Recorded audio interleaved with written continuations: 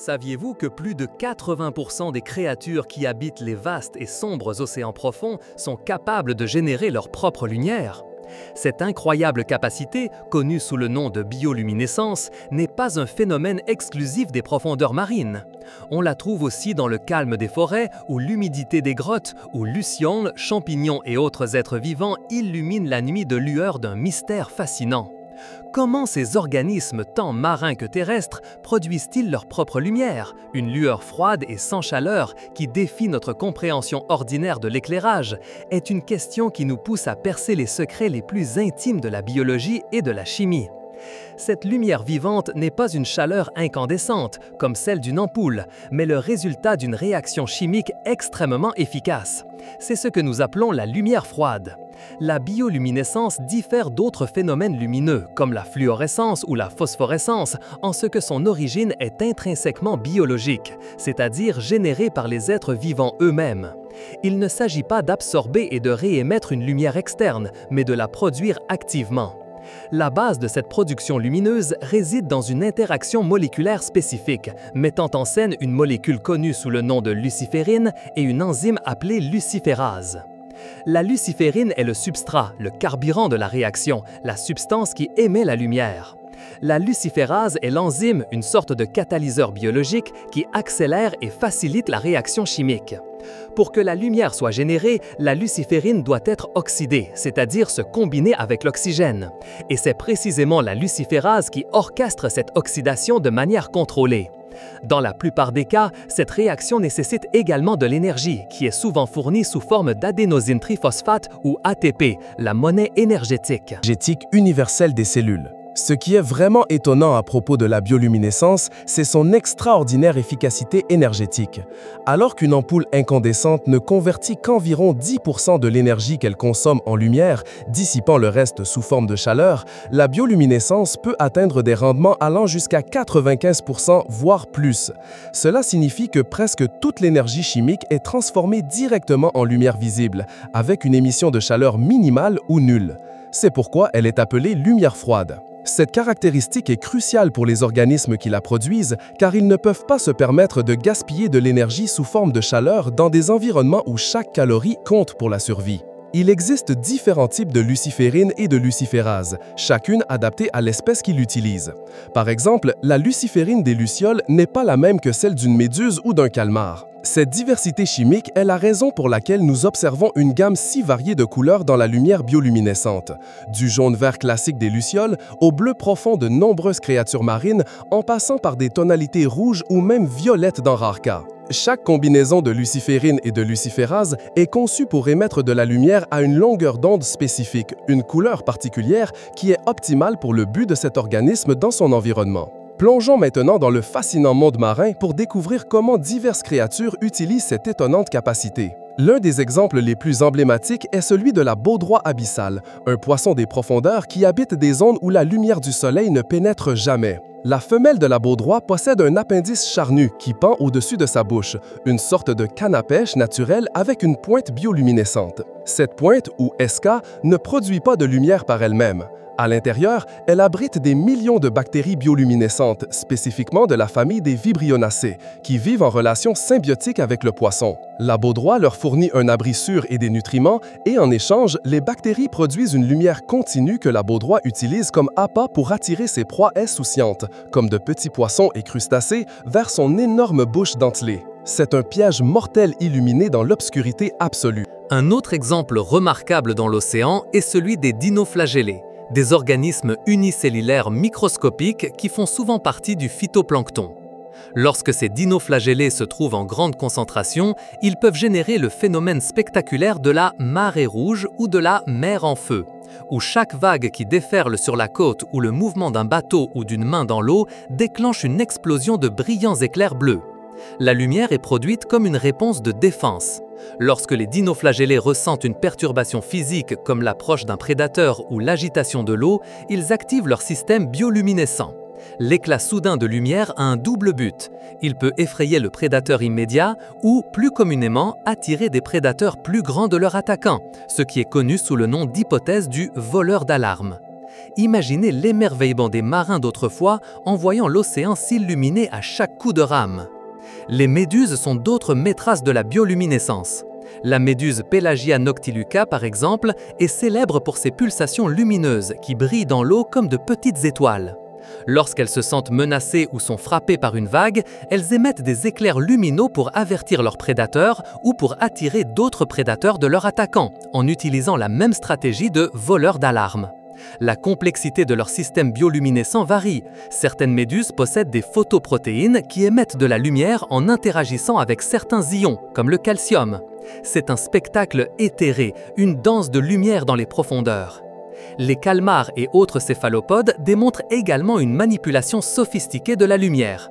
Le calmar à queue courte, Euprymnascolops, est un cas paradigmatique. Ce petit calmar possède un organe lumineux dans son manteau qui abrite des colonies de la bactérie bioluminescente Vibrio fischeri. Comme pour la baudroie abyssale, il s'agit d'une relation symbiotique. La bactérie produit une lumière bleu-vert constante que le calmar utilise pour une technique de camouflage incroyablement efficace appelée contre-illumination. En émettant de la lumière depuis sa partie inférieure qui correspond à l'intensité et à la couleur de la lumière ambiante de la Lune ou des étoiles qui pénètrent depuis la surface de l'eau, le calmar élimine son ombre, se rendant pratiquement invisible pour les prédateurs qui regardent vers le haut depuis le dessous. Le calmar contrôle précisément la quantité de lumière émise, l'ajustant tout au long de la nuit pour se fondre parfaitement avec la lumière céleste. Pendant la journée, il expulse la plupart des bactéries qui se reproduisent pendant la nuit pour remplir l'organe lumineux, un cycle quotidien d'illumination et de purification. Dans les profondeurs abyssales, où la nourriture est rare et les prédateurs abondent, la bioluminescence est un outil de survie indispensable. Certains requins des grands fonds, comme le requin lanterne, possèdent des photophores, de petits organes lumineux répartis sur leur ventre. Ces photophores sont également utilisés pour la contre-illumination, leur permettant de se fondre dans la faible lumière ambiante et de devenir imperceptibles pour les créatures nageant en dessous. D'autres requins, comme le requin-cigare, utilisent leur luminescence pour attirer des proies, servant de sorte d'appât lumineux dans la vaste obscurité. La lumière peut être la différence entre la vie et la mort. Maintenant, déplaçons notre regard du vaste bleu océanique vers les royaumes terrestres, où la lumière vivante peint également des paysages nocturnes d'une beauté étonnante. Les lucioles sont peut-être les êtres bioluminescents terrestres les plus connus et les plus appréciés. Ces coléoptères, de la famille des lampiridés, utilisent leurs éclairs de lumière pour communiquer, principalement à des fins reproductives. Chaque espèce de luciole possède un motif de clignotement unique, une sorte de code morse lumineux, une séquence particulière de pulsations, d'intervalles et de durée qui agit comme un signal d'accouplement. Les femelles attendent le bon signal et répondent avec leur propre motif, guidant le mâle vers elles dans l'obscurité. Imaginez une nuit d'été, l'air chaud et des centaines de petites lumières scintillantes, chacune racontant une histoire d'amour et de survie. La lumière des lucioles est remarquablement efficace, produisant très peu de chaleur, ce qui leur permet de maintenir leur message sans surchauffe. La réaction implique la luciférine de luciole, la luciférase de luciole, l'oxygène et l'ATP, et se produit dans des cellules spécialisées appelées photocytes, généralement situées dans l'abdomen. Mais la lumière sur Terre ne se limite pas aux lucioles. Les vers luisants, qui sont en réalité des larves de certains coléoptères ou diptères, comme l'Arachnochimpa luminosa des grottes de Waitomo en Nouvelle-Zélande, sont un autre exemple impressionnant. Ces larves construisent des toiles d'araignées collantes qui pendent du plafond des grottes ou des surplombs rocheux, et elles y pendent comme des perles lumineuses. Elles produisent une lumière bleu-vert constante pour attirer de petits insectes volants vers leur fil, où ils sont piégés et deviennent de la nourriture pour les larves. Les grottes de Waitomo sont devenues une attraction touristique mondiale grâce au spectacle de milliers de ces vers luisants, créant un ciel étoilé souterrain, une vision véritablement magique qui rappelle les constellations. Au-delà des insectes, le règne des champignons abrite également des espèces bioluminescentes. Il existe plus d'une centaine d'espèces de champignons qui brillent dans l'obscurité, un phénomène connu sous le nom de feu follet ou feu de fée. Ces champignons, comme le Mycena chlorophosse, que l'on trouve dans les forêts du Japon et du Brésil, émettent une lumière verdâtre constante. Le but de cette bioluminescence chez les champignons a fait l'objet d'études. Une hypothèse principale suggère que la lumière attire les insectes se nourrissant de spores, qui, en s'envolant, dispersent les spores du champignon vers de nouveaux emplacements, facilitant ainsi sa reproduction et la colonisation de nouveaux territoires. C'est une stratégie ingénieuse pour un organisme immobile. Imaginez marcher dans une forêt tropicale sombre et voir un tronc d'arbre tomber briller d'une lumière douce et éthérée, un signe de vie dans le calme de la nuit. Même certains mille-pattes, comme le Luminodesmus sequoia de Californie, sont capables de produire de la lumière. Ce mille-pattes émet une lueur cyan vif comme mécanisme de défense. Lorsqu'il se sent menacé, il s'enroule en spirale et émet de la lumière, probablement pour avertir les prédateurs de sa toxicité ou pour les effrayer. C'est un rappel que la bioluminescence est un outil adaptable qui a évolué de multiples façons pour répondre à divers besoins de survie. La bioluminescence remplit une multitude de fonctions vitales pour la survie et le succès reproducteur des espèces. L'une des fonctions primordiales est l'évitement des prédateurs. Comme nous l'avons vu avec les dinoflagellés et les méduses, l'émission soudaine de lumière peut servir de flash de distraction pour effrayer ou désorienter un attaquant, donnant à l'organisme l'occasion de s'échapper. D'autres utilisent la lumière pour créer un écran de fumée lumineux, comme certains calmars qui expulsent un nuage de liquide bioluminescent pour confondre leurs poursuivants. Des fans leur permettant de fuir dans l'obscurité. Le camouflage par contre-illumination est une forme avancée d'évitement des prédateurs, employée par les calmars et certains poissons et requins des profondeurs.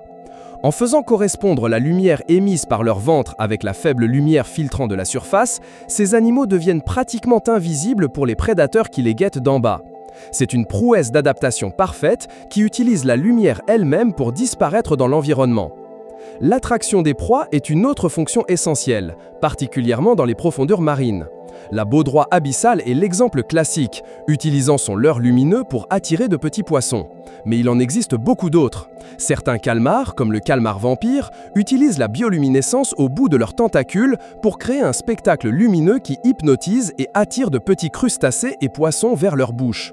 La lumière devient un piège irrésistible dans un monde affamé. Pour la communication et l'accouplement, la bioluminescence est indispensable. Les lucioles en sont le meilleur exemple, avec leur code de flash complexe qui permettent aux mâles et aux femelles de la même espèce de se trouver et de se distinguer des autres espèces, évitant ainsi les accouplements non désirés. Dans l'océan, certains crustacés ou petits poissons utilisent des motifs lumineux spécifiques pour s'identifier mutuellement, établir des territoires ou même courtiser des partenaires potentiels, transformant les profondeurs en une danse de lumière et de signaux. Pour la dissuasion directe est une autre stratégie. Certains organismes, comme les mille-pattes bioluminescents ou certains crustacés, émettent de la lumière pour signaler aux prédateurs qu'ils sont toxiques, de mauvais goût ou dangereux d'une autre manière. Un équivalent lumineux des colorations aposématiques que nous voyons chez les animaux terrestres. Très diurne. La lumière devient un panneau « Restez à l'écart ». D'un point de vue évolutif, la bioluminescence est un exemple étonnant d'évolution convergente. Cela signifie que la capacité de produire de la lumière est apparue indépendamment dans de multiples lignées d'organismes, suggérant qu'il s'agit d'un avantage adaptatif très puissant. Bien que la réaction chimique de base soit similaire, l'oxydation d'une luciférine catalysée par une luciférase, les molécules spécifiques de luciférine et de luciférase varient énormément entre les groupes d'organismes non apparentés.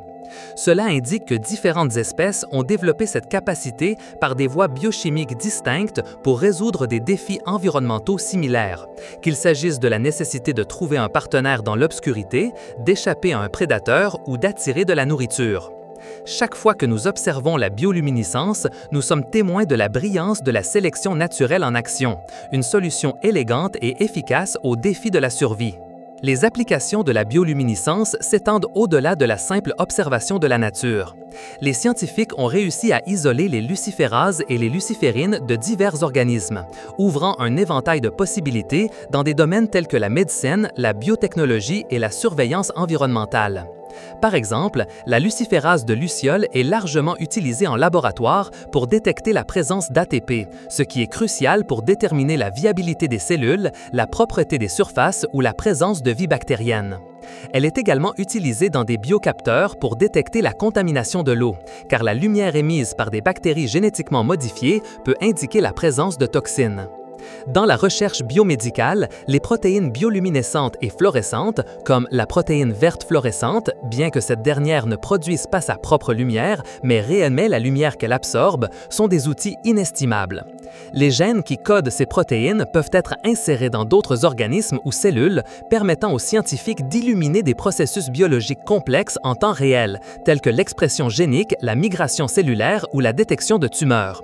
Cela offre une fenêtre visuelle sur des phénomènes microscopiques qui seraient autrement invisibles, accélérant la compréhension des maladies et le développement de nouveaux traitements. De plus, il existe un grand intérêt à explorer la bioluminescence pour des applications pratiques dans la vie quotidienne, comme le développement d'un éclairage durable. Bien que nous en soyons encore au premier stade, l'idée d'arbres qui brillent ou de lampadaires bioluminescents n'est pas aussi farfelue qu'il paraît. Des avancées ont déjà été réalisées dans la création de plantes et de bactéries génétiquement modifiées pour produire de la lumière, bien qu'à une échelle encore expérimentale. Imaginez un futur où nos villes seraient illuminées par la lumière douce et efficace d'organismes vivants, réduisant significativement notre consommation d'énergie et notre empreinte carbone. C'est une vision directement inspirée par la sagesse de la nature. Explorateurs, la merveille de la bioluminescence n'est qu'un des innombrables trésors que cet univers nous offre. Si ce voyage au cœur de la lumière vivante a éveillé votre propre curiosité, nous vous invitons à rejoindre notre communauté. Abonnez-vous à la chaîne pour ne pas manquer d'autres découvertes étonnantes. Laissez un j'aime si vous avez apprécié ce contenu et partagez cette vidéo avec ceux qui souhaitent également s'émerveiller. Vos commentaires nous nourrissent et nous inspirent à continuer d'explorer les mystères qui nous entourent. Rejoignez-nous pour la prochaine expédition.